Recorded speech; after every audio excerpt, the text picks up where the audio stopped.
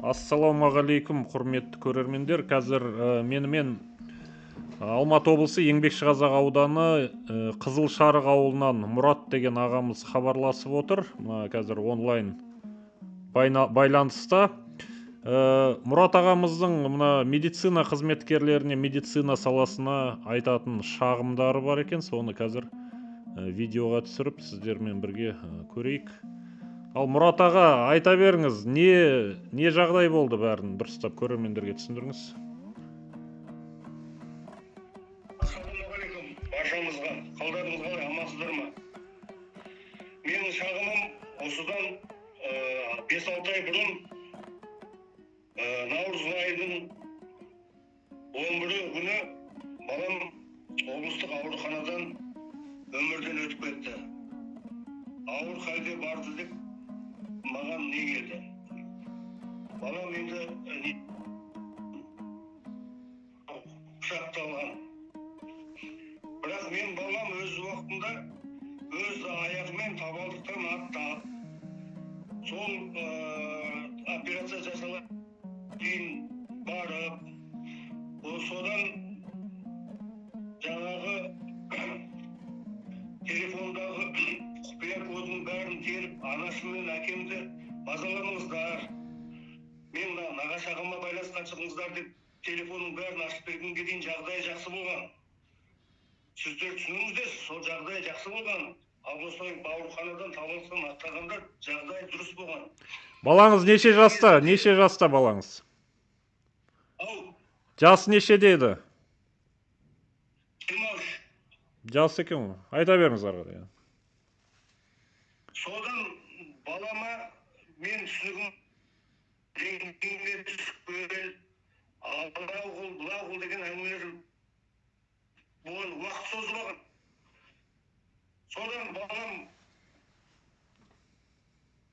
өмірден өтіп кетіп, кейін барып мәйіт алатын күні, элементарно мәйіт алатын күні, историясы әлі жазылмаған. Сондықтан мен күйінемін, сондықтан мен күйініп отырмын. Балама ешқандай дер кезінде первый необходимый жасалған жоқ. Сіздер түсінесіздер ма? Первый необходимый жасалған болса, мүмкін балам өмірде болар ма еді? Әрине маған қиын, өз баласынан айыру. Қазақтардың бір үлкен сөзі бар. Аталатсаң аталат, боталатпашы деп. Мен мына дерттен енді әрең айығып отырмын, сөздің шынын айтсам. Енді айығып әрең, енді миыма, енді әлі маған да қиын болып жатыр. Мен енді осы жағдай кейін қайталанбаса екен, басқа пенденің басына бермес екен. Сол дәрігерлер дер кезінде, шұғыл кезінде көмегін жасаса, бұлай болмас еді ғой. Тағы не айтайын енді? Шағым жасадыңыз ба? Шағым жаздыңыз ба сіз дәрігерлердің үстінен? Дәрігерлердің үстінен шағым жазып едіңіз? Жазып, алдыңғы аптада РОВД-ға, Талғар облысына, РОВД-ға, прокуратураға арызданып қойдым. Ана пышақтаған адам ұсталды ма, жауапкершілікке тартылды ма? Ол бала кетті, алатын жазасын алып кетті, жарайды. Өз жерде мен ешқандай ол балаға ол үкімет тарапынан өздері реттеп берді ғой, жаңа алатын жазасын алып кетті ол. Ал енді мынау маған сол дәрігерлердің анестезиолог Абай деп хабарласқан. Өз баламның нөмірінен сол кісі маған хабарласты. Сіздің балаңыз ауыр халде келді. Шұғыл операция жасаймыз. Жасашы дедім, айналайын жасашы, не керек? Мүмкін кішкене біздің бір кем-кетігіміз болып қалды ма екен, неге көңіл бөлмеді екен деген ой келеді маған.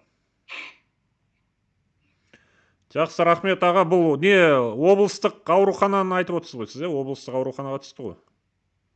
Областной больница, Алматыдағы. Аға, енді қайғыңызға ортақпыз, көңіл айтамын қайғыра отырып, жаңа балаңызбен болған оқиғаға байланысты. Мына енді қазір эфирдан тыс сізге жолдарын айтып көмектесуге тырысамыз. Қай жерге шағым жазу керек, өзіміз тарапынан да өтініш хаттар жолдаймыз, жаңағы денсаулық сақтау басқармасына, облыстық және не болмаса министрліктерге, прокуратура тарапына барынша заң аясында сізге көмек беруге дайынбыз. Енді мынау жалпы интернет желісіне мынау бұқаралық ақпарат құралдың бір түрі ғой бұл да. Халық білсін, осындай дәрігер салғырттығынан адам өмірі қиылып кетіп жатқанын. Жақсы, нетсе қазір мына эфирді тоқтатайын мен, содан кейін мен сізге жолдарын айтып